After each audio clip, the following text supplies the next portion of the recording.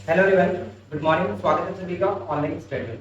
तो फ्रेंड्स, जैसा कि हम आज इस पूरे क्लास में आपको बिहार एसएससी मेंस मैथ्स के क्वेश्चन सॉल्व कराने वाले हैं। और जैसा कि आपको पता है कि आपके बिहार एसएससी सीजीएल में 25 मैथ्स और 25 साइंस के क्वेश्चन। तो मैथ्स के क्वेश्चन के कॉन्सेप्ट प्री के जिस तरह से क्वेश्चन आप उसी के बेस पर रखेंगे, ताकि आपके आने वाले एग्जाम्स में आप लोग क्वेश्चन के कॉन्सेप्ट को समझ करके आप आसानी से सॉल्व कर सकें। क्योंकि मेंस एग्जाम में आपको मैथ्स में कोशिश करना होगा कि 25 पे 25 ले आए, क्योंकि आपको पता है कंपटीशन कितना टफ हो चुका है। तो मैथ्स आप इस लेवल पे सीखिए कि आप आसानी से मैथ्स को कर सकें। तो आज हमारे पास कुछ क्वेश्चंस हैं जिसको हम लोग सॉल्व करने वाले हैं, और बारीकी से क्वेश्चन को सॉल्व करिएगा। सबसे पहले क्वेश्चन आपके स्क्रीन पर रखा जाएगा, तो आप वीडियो को रोक करके उससे सॉल्व करिए। उसके बाद देखिए कि आप किस तरह से सॉल्व करते हैं, उसके बाद हम इसको कैसे सॉल्व करें। तो चलिए सबसे पहले क्वेश्चन पे बढ़ते हैं। तो देखिए पहला क्वेश्चन आपके स्क्रीन पे ये रहा, आप इसको सॉल्व करिए। क्या कह रहा है क्वेश्चन कि ए और बी मिलकर के काम को 30 दिन में समाप्त कर सके। उन्होंने 20 दिन तक काम किया, उसके बाद बी ने काम छोड़ दिया। शेष काम ए ने अकेले किया, जिसमें 20 दिन का समय उसको और लगता है। तो आपको ये बताना कि ए अकेले उस काम को कितने दिन में कर सकता है। तो सबसे पहले तो आप वीडियो को रोकिए और उसके बाद सॉल्व करिए कि क्या होगा, कैसे इसको सॉल्व करेंगे आप। उसके बाद हम आपको बताते हैं कि इसको कैसे सॉल्व करना है। देखिए चलिए हम मान लेते हैं कि आपने वीडियो को रोक करके सॉल्व किया होगा। अब हम इस क्वेश्चन को सॉल्व करते हैं। तो पेन का कलर हम यहाँ पे व्हाइट रख लेते हैं, ठीक रहेगा। चलिए क्वेश्चन कह रहा है कि ए और बी मिलकर के 30 दिन तक काम कर रहे हैं। तो मान लीजिए कि ए प्लस बी ने 30 दिन तक काम किया है, ठीक है, 30 दिन में कर सकते हैं। उन्होंने 20 दिन काम किया। क्वेश्चन को यहाँ पे समझिएगा कि 20 दिन तक उन्होंने मिलकर के साथ में काम किया। तो उन्होंने 20 दिन जब काम कर लिया है, टोटल 30 दिन में से 20 दिन में, मतलब 30 दिन में समाप्त कर सकते हैं, 20 दिन में उन्होंने कर दिया। तो 2/3 तो उन्होंने काम कंप्लीट किया है। शेष कितना बचा हुआ? शेष आप कहेंगे कि 1/3 शेष बचा हुआ, ठीक है। वैसे हम यहाँ पे कह रहे हैं उसके बाद बी ने काम छोड़ दिया, यानी दोनों ने स्टार्ट किया था, अब बी काम छोड़ेगा। ए ने अकेले किया, जिसमें 20 दिन का उसको समय और लगता है, यानी शेष काम जो है 1/3 को उसको कंप्लीट करने में 20 दिन का समय और लगता है। 1/3 भाग को करने में 20 दिन का समय लगता है, यानी टोटल वर्क को करने में जो एक हिस्सा है उसको करने में कितना लगेगा? 20×3, यानी टोटल 60 दिन का समय लगेगा, ठीक है। तो इस प्रश्न का राइट आंसर आपने क्या गेस किया? सही आंसर होगा ऑप्शन डी, 60 दिन का समय लगेगा। उम्मीद करते हैं बहुत ही आसानी से आपने इसको सॉल्व कर दिया होगा। चलिए अब बढ़ते हैं हम लोग इसके सेकंड क्वेश्चन पे। तो सेकंड क्वेश्चन आपके सामने ये सेकंड क्वेश्चन भी बहुत इजी वाला क्वेश्चन है। आप इसको सॉल्व कर सकते हैं आसानी से कि यदि 177 को 177 को 1/2, 2/3 और 4/5 के अनुपात में, जो कि यहाँ पे 3 भागों में आपको डिवाइड करना है, 3 भागों में डिवाइड करना, और ये रेशियो आपके सामने रखा गया कि 1/2, 2/3 और 4/5 विभक्त किया जाता है। तो बताएं कि दूसरा भाग क्या होगा, यानी इसका जो भाग है हमें वो बताएं। तो सबसे पहले जब भी आपके पास रेशियो फॉर्म में क्वेश्चन को करना क्या होता है, रेशियो फॉर्म को इक्वल करके उसको तोड़ करके एक अच्छा रेशियो निकालिए। सबसे पहले क्या करेंगे कि 1/2 रेशियो 2/3 रेशियो कितना है 4/5। तो रेशियो करने के लिए क्या करते हैं, नीचे का जितना भी आपको दिख रहा है 2, 3 और 5, इसका आप नीचे एलसीएम ले लेंगे। तो 2, 3, 5 का एलसीएम आप कितना देंगे? तो सिंपल सा आप कह सकते हैं यहाँ पे 30 ले लीजिए, ठीक है। 30 से आसानी से कट जाएगा। तो कितना हो जाएगा? ऊपर में 15, नीचे में करेंगे तो कितना हो जाएगा? 10 बार में कटेगा, 10 दूनी के 20 होगा। ऊपर में आपने क्या हो जाएगा? यहाँ पे 6, 6 चौका 24। अब हमें इससे कोई मतलब नहीं रहता, हमारा जो रेशियो एग्जैक्ट रेशियो बनता है यही रेशियो है। इसी को हमें 177 रुपए को, जो भी हो 177 रुपए को इन्हीं तीनों के भागों में बांटना होता है। अब जो भी क्वेश्चन पूछता तो हम इसी को इसके अकॉर्डिंग बांट देंगे। पहला पूछेगा तो 15 काम करेंगे, दूसरा पूछा 20 पे करेंगे, तीसरा पूछेगा तो 24 पे करेंगे। तो पूछा क्या है, दूसरा भाग क्या होगा? चलिए 177 रुपए है, दूसरा भाग कितना हो रहा है? 20, और टोटल कितना रखते हैं? टोटल नीचे रखते हैं, मतलब तीनों को जोड़ करके रेशियो नीचे रखेंगे। तो देखिए यहाँ पे कितना हो जाएगा? 20, 20 40 और 50, और कितना हो जाएगा टोटल आपका? 59 हो जाएगा। अब यहाँ पे देख सकते हैं, देखिए अब ऐसा नहीं करके अब डिवाइड करना है, आप थोड़ा सा लॉजिकली सोचिए कि 5 3 15 तो यहाँ पे होगा और 9 3 27 हो जाएगा, यानी अगर मैं यहाँ पे 3 से गुणा कर दूंगा तो आसानी से कट जाएगा, यानी कि 3 से कटेगा ही कटेगा। गुणा करके चेक कर सकते हैं, यूनिट डिजिट सिर्फ चेक करिए, ऐसा नहीं कि आपको इसको डिवाइड करने लगो कि 59 को मैं इसको डिवाइड करूंगा कितना बार कटेगा, टेबल तो आपको ऐसे नहीं याद है 59 का, तो आपको ऐसे नहीं करना, सिंपल सा यूनिट डिजिट चेक करके देख लीजिए कि नजदीक में कितना जाएगा। अगर मैं यहाँ पे 2 रखता हूँ तो 9 18 होता है, वैसे पॉसिबल नहीं है। अगर 3 रखता हूँ तो 9 27 दिख रहा है, तो आप ऐसे करें, ठीक है। यानी 20 गुने 3 कितना हो जाएगा, टोटल 60। तो दूसरे भाग का मतलब क्या हुआ, दूसरा भाग यहाँ पे कितना है, 60। बिल्कुल सही आंसर, ऑप्शन हम बी पे टिक करके आगे बढ़ सकते हैं, राइट। चलिए यहाँ तक आपका क्लियर है।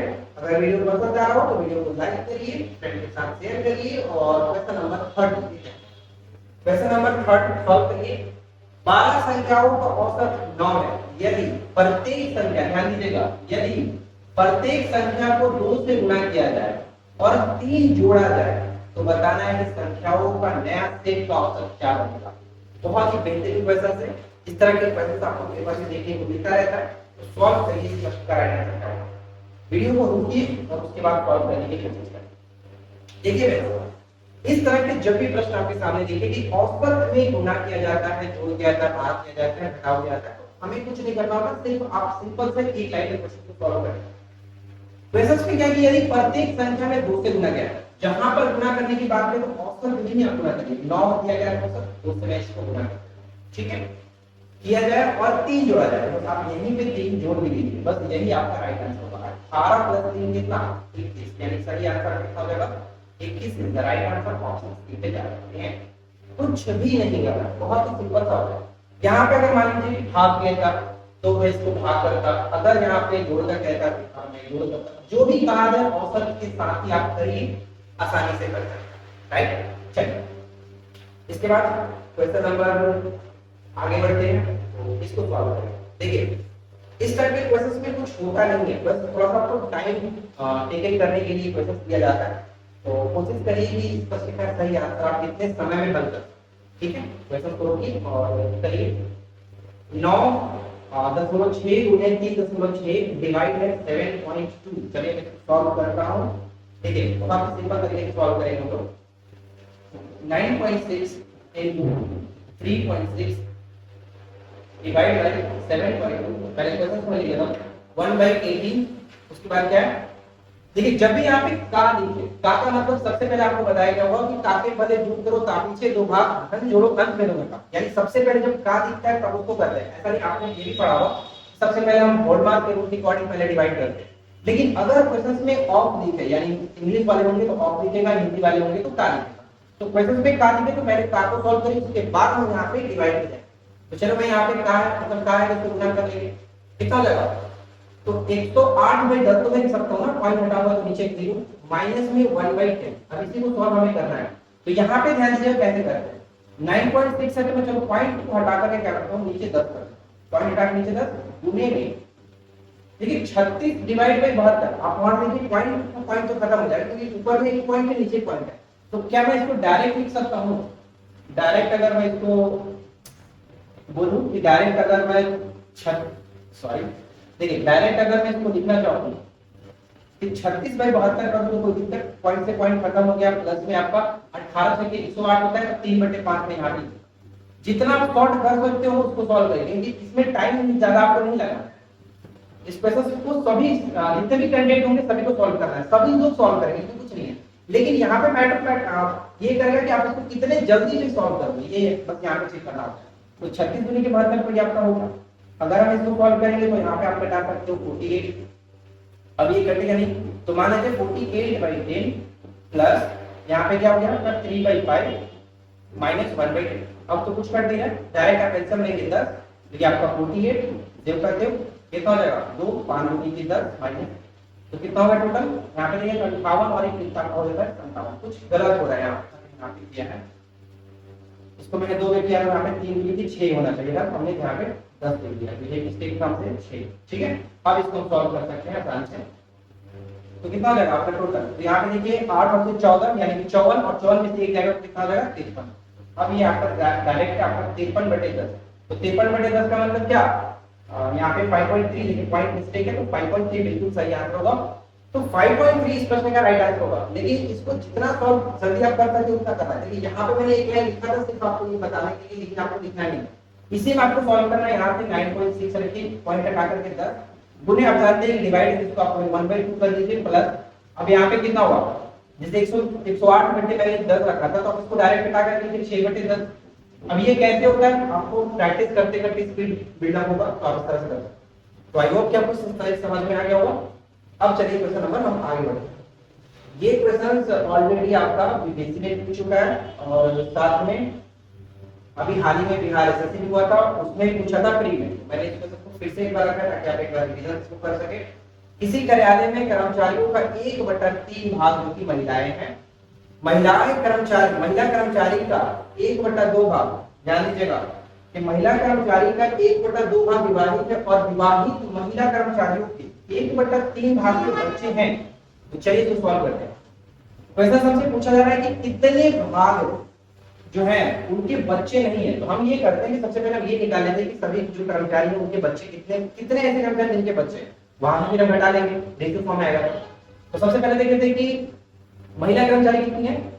किसी कार्यालय में कर्मचारियों का 1/3 भाग महिला है, तो 1/3 भाग महिला है। 1/3 भाग महिलाएं हैं, उनका महिला कर्मचारियों का 1/2 विवाहित है, और विवाहित महिलाओं के कर्मचारियों के 1/3 भाग बच्चे। चलो यहाँ पे कितना हो गया आपका टोटल, 3 दूनी 6 और 6 18, यानी 1/18 ऐसे सदस्य हैं, महिला सदस्य जिनके बच्चे हैं। चलो ये क्लियर है। अब आगे बढ़ते हैं। यदि पुरुष कर्मचारी, अब यहाँ पे छोटा सा चीज समझना, अगर टोटल कर्मचारी का 1/3 भाग महिला है तो पुरुष कितने होंगे। आप कहेंगे कि पुरुष जो यानी मेल जो कैंडिडेट होंगे, मेल जो कर्मचारी होंगे, स्टाफ होंगे, 1/3 तो महिला की, तो 2/3 ही होंगी, 2/3 पुरुष होंगे। ठीक है, पुरुष होंगे 2/3 का। यहाँ पे समझिएगा, यदि पुरुष कर्मचारियों का 3/4 भाग विवाहित है, 3/4 भाग विवाहित है। अब इसके आगे विवाहित पुरुष कर्मचारियों का 2/3। अब यहाँ पे देखिए, विवाहित पुरुष कर्मचारियों का 2/3 भाग बच्चे हैं। अब इसको सॉल्व करते हैं, 3 से 3 खत्म, 2 दूनी के 4, यानी कितना हो गया 1/3। अब हम ये निकाल लेते हैं कि टोटल जो कर्मचारी को जिनके बच्चे कितने हैं, तो 1/18 महिला वाले और 1/3 पुरुष वाले। टोटल यहाँ पे हो गया 18, 1 + 6 यानी 7/18 भाग के पास क्या है, 7/18 के पास ऐसे सदस्य हैं जिनके पास बच्चे हैं। ठीक है, बच्चे हैं। लेकिन हमें तो क्वेश्चन में पूछा कि कितने भाग के पास बच्चे नहीं है। तो नहीं है तो मैं क्या बताया, अगर 7/18, 18 में से 7 लोगों के पास बच्चे हैं, तो शेष जो बच्चे होंगे 11/18 उनके पास नहीं है। यही हो गया आपका फर्स्ट का राइट आंसर, 11/18। तो बस क्वेश्चन की लैंग्वेज को समझिए और आसानी से क्वेश्चन करिए, जैसे कह रहे हैं वैसे करिए, कोई दिक्कत नहीं होगा। काफी लोग इस क्वेश्चन को गलती करके आए हुए हैं, लेकिन किसी तरह से आपको सॉल्व करना चाहिए। इसके बाद हमारे पास अगला जो प्रश्न है इसको सॉल्व करें। नेक्स्ट क्वेश्चन भी बहुत अच्छा है, बहुत सिंपल सा क्वेश्चन है। अगर 81x² + 64y² को एक पूर्ण वर्ग बनाने के लिए इसमें क्या जोड़ना चाहिए। बहुत सिंपल सा क्वेश्चन है, तो कैसे करेंगे देखिए, 81x² + 64y²। अब हमें इसको स्क्वायर बनाना है यानी पूर्ण वर्ग बनाना है, तो क्या करना होगा, 9x² + 8y²। a² + b² + 2ab होता है ना, तो +2 a कितना हो गया 9x, तो मैंने यहाँ पे 9x रखा। b कितना हो गया 8। अब हमें इसमें क्या हमने जोड़ा, यही चीज तो जोड़ा है। क्वेश्चन तो यही कह रहा है कि पूर्ण वर्ग बनाने के लिए इसमें क्या जोड़ा जाना चाहिए। तो प्लस के बाद हमने क्या जोड़ा है, 9 8 72 में कितना 144 और एक y हम जोड़ रहे हैं। तो यही हो गया प्रश्न का राइट आंसर। कितना सिंपल सा क्वेश्चन था, कुछ नहीं करना है, बस इसी तरह के सवाल आपको पेपर में देखने को मिलेगा, प्रैक्टिस आपको करना है। अब देखिए यहाँ पे आपके पास है एक क्वेश्चन जो कि सिंपल इंटरेस्ट पर आधारित है। 8 वर्षों में 500 रुपए और 16 वर्षों में 300 रुपए में अर्जित कुल साधारण ब्याज 1100 रुपए। कितना है 1100 रुपए। तो क्वेश्चन पूछ रहा है कि यदि ब्याज की दर दोनों स्थितियों में समान है, यानी पहले वाले में भी जितना था रेट परसेंट, दूसरे वाले में उतना ही है, तब बताना आपको कि ब्याज का दर प्रतिशत क्या होगा। तो बस सिंपल इंटरेस्ट वाला जो फार्मूला होता है SI = SI = PRT/100, इसको सॉल्व करेंगे। देखिए पहले वाले भाग में मान लेते हैं कि कोई 500 रुपया है, तो 500 रुपए पर कितने वर्ष के लिए 8 वर्ष के लिए, रेट में नहीं पता, रेट हमने माना 8 बटे 100। दूसरे में क्या कह रहे हैं कि दूसरे बार 300 रुपया है, 300 रुपए पर कितने वर्ष के लिए 16 वर्ष के लिए, रेट सेम है। दोनों में क्वेश्चन कह रहा था कि दोनों में रेट समान है। क्वेश्चन दिखाने के यदि ब्याज की दर दोनों स्थितियों में समान है, इसलिए मैंने दोनों जगह पे आ रखा। नीचे में यहाँ पे फिर से आपका 100 बराबर में दोनों में ब्याज कितना हो रहा है। अब आपको पता है कि मैं यहाँ पे SI बराबर कैसे लिखते हैं, SI बराबर PRT/100 होता है। तो एसआई का मतलब साधारण ब्याज। तो ब्याज की दर ज्ञात करना है और दोनों का ब्याज 1100 है, यानी पहले और दूसरे का ब्याज दोनों मिलाकर के 1100 हमारे पास है। इसी को सॉल्व करना है, डबल से डबल जीरो खत्म, ये डबल सी लेगा। तो 8 पंजे 40 आ प्लस 16 दिया 48 आ बराबर में हो गया 11 गुने 100 कर लेते हैं, कटाने में आसान होगा। टोटल कितना हो गया 88 आर बराबर में 11 गुने 100। ठीक है, 11 रखे 88, आर बराबर कितना हो गया 100/8। तो 100/8 वैसे भी हम लिख रहे हैं परसेंट में, तो 25 से घटाते हैं, 25 चौका 100 और 4 गुणे 8, यानी कितना हो जाएगा 4 गुणे 8 का मतलब यहाँ पे दो आ जाएगा। ठीक है, 2 25/2 का मतलब कितना हो गया 12.5%। 12.5% राइट आंसर ऑप्शन सी पे जाएंगे। ठीक है, चलिए आगे बढ़ते हैं, रीड करते हैं, समझ में आपको आ गया होगा। यहाँ पे फॉर्मूला जो लगाया गया सिंपल सा फॉर्मूला आपको पता है, SI = PR/T/100, यही होता है सिंपल इंटरेस्ट का फॉर्मूला, वही लगाया गया। आगे बढ़ते हैं। अभी तक जो लोग वीडियो को लाइक नहीं किए सबसे पहले लाइक कर दीजिए, ताकि हम आगे की क्लास को और भी अच्छे से क्वेश्चन के साथ लेकर के आ पाए। एक निश्चित संख्या में पुरुष 570 दिनों में प्रतिदिन 17 घंटे कार्य करके 17 घंटे कार्य करके, आपको बस यहाँ पे क्या लिखना होता है, क्या क्या चीजें दी गई है उसको ध्यान से पढ़िए। मतलब हमें दिन दिख रहा है, घंटे दिख रहा है, और एक पूर्ण कार्य को करने में क्या है, कितना कार्य, एक कार्य। एक कार्य को यदि एक तो कंडीशन हो गया, आपने पढ़ा होगा एमडीएच वाला फॉर्मूला आपको बताएगा ना, एमडीएच और नीचे आपका वर्ग होता है। तो यहाँ पे मान लीजिए कि हमारा कोई वर्ग था, उसको m1 d1 h1 और वर्गमूल। दूसरी तरफ m2 है, यानी यहाँ पे हमारा क्या हो जाएगा m2 d2 h2। अब m क्या होता है, d क्या होता है, h क्या होता है। m का मतलब मैन, d मतलब डेज और h का मतलब आवर, कितने घंटे काम करते हैं, और नीचे वर्क होता है कि क्या वो कार्य कर रहा है। तो अब यहाँ पे क्वेश्चन को समझिए ठीक से। क्वेश्चन कह रहे हैं निश्चित संख्या में पुरुष थे, तो मान लेते हैं कि पहली बार हमारा m है, तो निश्चित संख्या कोई भी संख्या होगा, x मान लिया, x पुरुष हो गए 570 दिनों में प्रतिदिन। तो थे यहाँ पे लिख रहा है 570 दिनों में वो प्रतिदिन काम करते हैं, कितने घंटे, इसका मतलब घंटा आवर, तो 17 घंटे काम करते हैं। कोई काम है, कोई काम मतलब कि एक काम होगा, चलो एक मैंने रखा। इसके बाद है कि m2, आगे क्वेश्चन पे क्या कह रहा है, यदि प्रतिदिन 19 घंटे करने वाले पुरुषों की संख्या 3 गुनी हो जाए, जो पहले हमारे पास संख्या x थी अब वो 3x हो जाती है, 3 गुनी पुरुष हो जाते हैं। डे कितना लग रहा है, तो हमें बताना है, दिन बताना ही है, तब कितने दिनों में करेंगे, तो मान लेते हैं कि डे हमें निकालना है, तो चलो डी का डी करते हैं। और h2 कितने घंटे, 19 घंटे काम कर रहा है। नीचे क्या है, नीचे आपका वही कार्य था जो पहले बार था, तो मान लेते चलो कोई कार्य दिक्कत नहीं है, पहले बार जो कार्य था वही। अब यहाँ पे क्या करते हैं, देखिए आसानी से घटाने का तरीका क्या है, x x तो आपको देख रहा है 19 गुने 3 कितना होता है 29, 19 या 57, 19 या 57, ये आपका डायरेक्ट कर जाएगा 57 पर बचा 10, 17 गुने 10 कितना हो जाएगा 170 बराबर में d है, तो d का वैल्यू d का वैल्यू क्या हो गया 170, यहाँ पे सही आंसर होगा। ठीक है, ऑप्शन डी हो जाएगा। तो यहाँ पे आपको ये चीज समझना हो कि एमपीएच वाला फॉर्मूला को कहाँ हम यूज करते हैं, कैसे यूज करना होता है। जो भी डिजिट दिया जा रहा है उस पार्टिकुलर जगह पर उसी को रखिए, आसानी से क्वेश्चन को कर सकते हैं, कोई दिक्कत आपको नहीं होगा। चलिए इसके बाद हम बढ़ते हैं इसके अगले क्वेश्चन पे। तो अगला सवाल देखते हैं, नेक्स्ट क्वेश्चन हमारे पास क्या है, एक संख्याकार मकबरे के आधार का जो क्षेत्रफल है 616 वर्ग मीटर है और इसकी ऊंचाई, यानी यहाँ पे संख्याकार का मतलब क्या हुआ, देखिए संख्याकार का मतलब कि कोई इस तरह का आकृति है, मकबरा है, उसके आधार का क्षेत्रफल, आधार का क्षेत्रफल मतलब कि संख्याकार का क्या हुआ, वृत्त का मतलब कि पाई आर स्क्वायर जो होता है उसका क्षेत्रफल हमारे पास 616 है। तो पाई की जगह पे क्वेश्चन में गिवन है कि पाई जगह के साथ रखना है, आर स्क्वायर बराबर में 616।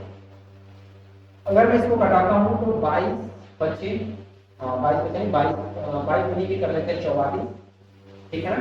चलो 11 से घटाते हैं, 11 गुनी 22 हो गया, और यहाँ पे क्या करना, यहाँ पे अगर मैं करता हूँ तो 11 25 55 6 11 6 के 4, ठीक है, 2 से इसको घटाएंगे तो 28 बार में कटेगा। आर स्क्वायर का वैल्यू यहाँ पे आप देख सकते हो कि 28 गुने 7, तो आर का वैल्यू कितना हो जाएगा, रूट अगर अंदर भेजेंगे तो 7 चौक 28, 7 गुने 2 तो 14 निकलेगा, आर की वैल्यू 14 निकलेगी। ऊंचाई हमारे पास गिवन है h बराबर 48 दिया गया है, मल्टीप्लिकेशन h बराबर 48, अब हमें यहाँ पे बताना क्या है कि इसके वक्र पृष्ठ क्षेत्रफल 150 रुपए प्रति वर्ग मीटर से ट्रांसफर कराने का लागत क्या है। तो वर्ग पृष्ठ क्षेत्रफल, वक्र पृष्ठ क्षेत्रफल मतलब कि जो शंकु हमारा है इसका कर्व एरिया क्या होगा। कर्व एरिया आप कहेंगे पाई आर एल। तो सबसे पहले तो हमें एल निकालना पड़ेगा। एल कैसे निकालते हैं, एल निकालने का तरीका होता है कि एल स्क्वायर बराबर, अगर हम एल स्क्वायर करते हैं तो फिर हमारा ठीक है, एल स्क्वायर बराबर H square plus R square. अगर मैं इसको रूट को हटाता हूं उधर से, स्क्वायर को हटाता हूं तो ये आपका रूट चढ़ जाएगा। एच का वैल्यू कितना जाएगा 48, तो 48 का स्क्वायर प्लस आर 14 है, 14 का स्क्वायर करेंगे तो ये कितना बनेगा 48 का स्क्वायर आप करोगे तो कितना होगा लास्ट में 4 यानी 2304 हो जाएगा। 2304 प्लस में 196 टोटल कितना हो जाएगा 2500। तो 2500 जब ये हो रहा है तो हम लोग यहाँ रखते हैं तो 2500 का कितना 50, यानी ए का वैल्यू यहाँ पे हमारा निकल गया 50। ठीक है, अब आसानी से निकाल सकते हैं पाई आने पर। तो पाई का वैल्यू 22 बटे अगर मैं 7 रखता हूँ, आर का वैल्यू यहाँ पे हमारे पास क्वेश्चन में निकल चुका था पहले ही 14 और क्या है पाई आर एल, एल हमने 50 निकाला। तो इसी को सॉल्व करेंगे, लेकिन यहाँ पे देखिए ये तो हमारा सॉल्व करने के बाद आंसर नहीं आएगा क्योंकि क्वेश्चन में पूछा जा रहा है कि पृष्ठीय क्षेत्रफल पर 150 रुपए प्रति वर्ग मीटर, यानी 1 मीटर जो होगा 1 मीटर स्क्वायर क्षेत्रफल निकलेगा उसका लागत 150 है। लेकिन हमारे पास इतना निकल रहा है तो इसमें हमें 150 से और गुना करना पड़ेगा तभी तो हमें टोटल निकाल पाएंगे, टोटल कितना हमारा क्षेत्रफल हो रहा है। अब यहाँ पे सॉल्व करते हैं तो कितना हो जाएगा, देखिए इसको सॉल्व करने का एक तरीका है 22 गुने 2 गुने 50 गुने, कुछ लोग करेंगे गुना करना स्टार्ट कर देंगे जो कि थोड़ा सा टाइम लेके होगा, मैं आपको बताता हूँ कैसे करते हैं। अब यहाँ पे अगर मैं 22 गुने 44 करूँ समझिएगा, बस 22 गुने 44 कर दूं और 15 में से 75 कर दूं इस तरह से, तो फिर मुझे ये दोनों गुना करना पड़ेगा, थोड़ा सा 44 गुने 75 करना पड़ेगा। लेकिन अगर मैं इसी को इस तरह से करूं कि 22 बचे 100, 22 बचे 110 में यहाँ पे कर लेता हूँ गुना 15 गुने 30 कर लेता हूँ। ठीक है, 15 गुने 30 1 किलोमीटर, तो 11 से 33 डायरेक्ट निकल गया, 33 पे 3 जीरो, 33 पे और यहाँ पे 22 बचे 110 यहाँ पे और जीरो है ना, तो 33 पे 4 आपका जीरो हो गया, 33 पे 4 जीरो कहाँ पे निकला है ऑप्शन में। तो ये होता है थोड़ा सा कैलकुलेशन फास्ट करने का तरीका, थोड़ा सा क्वेश्चन को आराम से मतलब कि डिजिट को चेक कर लीजिए क्या है क्या दिया गया किस तरह से इसको सॉल्व करना है, तो आप आसानी से कर सकते हैं। चलिए उम्मीद करते हैं समझ में आ गया होगा। अब इसके बाद हम बढ़ते हैं इसके अगले क्वेश्चन पे। अगला क्वेश्चन देखिए क्या है, नेक्स्ट क्वेश्चन भी काफी अच्छा है कि दिल्ली और लखनऊ के बीच की दूरी 520 किलोमीटर, दिल्ली से लेकर लखनऊ के बीच की दूरी 520 मीटर है किलोमीटर है। एक रेलगाड़ी ने पहले घंटे में यानी 1 घंटे में 70 किलोमीटर की दूरी तय की हो और शेष दूरी तय करने के लिए यदि गाड़ी 90 किलोमीटर प्रति घंटे की चाल से चलती है तो बताइए कि कुल कितना समय उसको लगेगा, ये हमें बताना। तो देखिए सबसे पहले तो आपको यहाँ पे दिल्ली से लखनऊ तक की दूरी हमारे कितना है 520 किलोमीटर। ठीक है, एक रेलगाड़ी ने पहले घंटे में यानी 1 घंटे में उसने 70 किलोमीटर ऑलरेडी कवर कर लिया है, तो 520 में 70 को उसने कवर कर लिया है, तो बचा कितना है 520 से 70 का हम घटाते हैं, आप कहेंगे कि कितना हो जाएगा, ठीक है ना, 12 में से 7 जाएगा तो 420, सॉरी 450 होगा ना, तो देखिए 450 ही आपका हो गया, 450 किलोमीटर अभी शेष इसको कवर कर रहा है।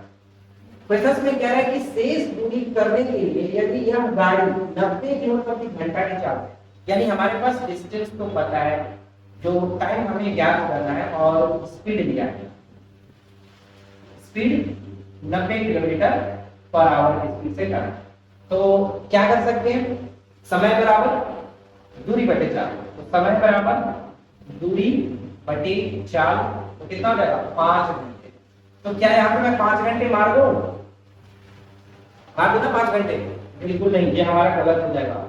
क्यों, क्वेश्चन में देखिए क्या है कि तब कुल कितना समय लगेगा, कुल कितना, अरे 5 घंटा तो यहाँ पे लगा ना, 5 घंटा सिर्फ ये, तो 5 प्लस 1 घंटा पहले भी तो लगा था चला था, 5 प्लस 1 टोटल 6 घंटे का समय लगा, 6 घंटा मतलब ऑप्शन हमारा डी बिल्कुल सही आंसर। ठीक है, ऑप्शन हम डी को चूज करेंगे, ये हमारा करेक्ट आंसर। तो उम्मीद करते हैं कि आपको सारे क्वेश्चन अच्छे से क्लियरली समझ में आए होंगे। अब यहाँ पे हमारे पास एक और प्रोसेस है, उसको देखिए कि दो धनात्मक संख्याओं का अनुपात जो दिया गया 11:17 है और उनका महत्तम समापवर्तक 4 है। तब बताइए कि उनका लघुत्तम समापवर्तक क्या होगा। समापवर्तक मतलब एलसीएम एचसीएफ जो होता है, लघुत्तम है तो लीस्ट कॉमन फैक्टर एलसीएम मतलब मल्टीपल, और हाईएस्ट कॉमन फैक्टर एचसीएफ हो जाता है हाईएस्ट कॉमन फैक्टर। तो दो संख्याओं का अनुपात क्या है, 11:17, ठीक है। उनका महत्तम समापवर्तक 4 है, महत्तम समापवर्तक मतलब कि एचसीएफ। तो कॉमन फैक्टर जो होगा वो क्या होता है, जब संख्या का अनुपात है उसमें एचसीएफ का मल्टीप्लाई होता है। तो यहाँ पे मैं पहली संख्या ये हो गया, पहली संख्या में दूसरी संख्या बराबर में एचसीएफ गुणे एलसीएम होता है।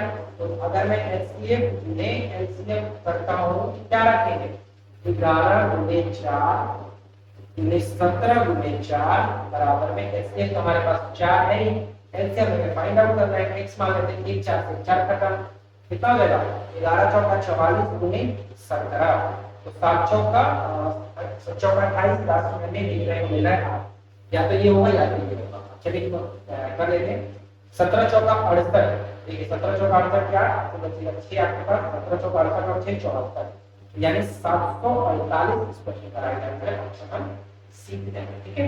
सी बिल्कुल सही आंसर होगा, ठीक है फ्रेंड्स। उम्मीद करते हैं कि आपको एक चीज समझ में आया होगा और हमारे पास आगे नहीं सारे क्वेश्चन थे, तो उम्मीद करते हैं कि वीडियो आपके लिए हेल्पफुल रही होगी और मैथ के सारे क्वेश्चन आपको सॉल्व किए होंगे। तो अगर आप इस तरह से तो उम्मीद है वीडियो पसंद आया होगा, वीडियो पसंद आया तो लाइक एंड शेयर करिएगा और कमेंट करके बताइएगा कि आप लोग आज ये डिजिटल बोर्ड पे मैथ्स पढ़ के कैसा, ठीक है फ्रेंड्स। तो मिलते हैं हम लोग इसके नेक्स्ट क्लास में। Thanks for watching, keep watching, keep learning. Video पसंद आया तो लाइक एंड शेयर करिए और चलते चलते मैं आप लोगों को बता दूं, देखिए चलते मैं कुछ चीज आपको बताता हूं कि हमारे एप्लीकेशंस में 3 जून तक का ऑफर था, 3 जून तक जो भी हमारे बिहार एसएससी का कोर्स है उस पर डिस्काउंट के साथ आपको 199 में मिल रहा है। तो आज लास्ट डेट है, ठीक है, लास्ट डेट है। अगर आप ज्वाइन नहीं करेंगे तो फिर ये कोर्स की प्राइस बढ़ करके 399 हो जाएगी, जो कि आपको लेने में शायद दिक्कत हो। तो प्लीज मैं आपसे रिक्वेस्ट करूंगा कि जिनको भी लेना है, जिनको भी अच्छे तरीके से पढ़ना है, आप जाकर के जल्दी से इस कोर्स को ज्वाइन कर लीजिए। सिर्फ और सिर्फ आपको मिल रहा है 199 में। वीडियो के नीचे डिस्क्रिप्शन में आपको हमारे एप्लीकेशंस का लिंक मिल जाएगा, इसको डाउनलोड कर लीजिएगा। डाउनलोड करके लॉगिन करके स्टोर सेक्शन या फिर कोर्स का सेक्शन दिखेगा नीचे में तीसरे नंबर पे, जब आप ओपन करेंगे तो यहाँ पे नीचे में तीसरे नंबर पे स्टोर का सेक्शन दिखेगा, यहाँ पे जाकर के बिहार एसएससी जो कोर्स है उसको अप्लाई करें, ठीक है। चलिए आज की वीडियो में इतना ही, नेक्स्ट क्लास में थैंक्स फॉर वॉचिंग।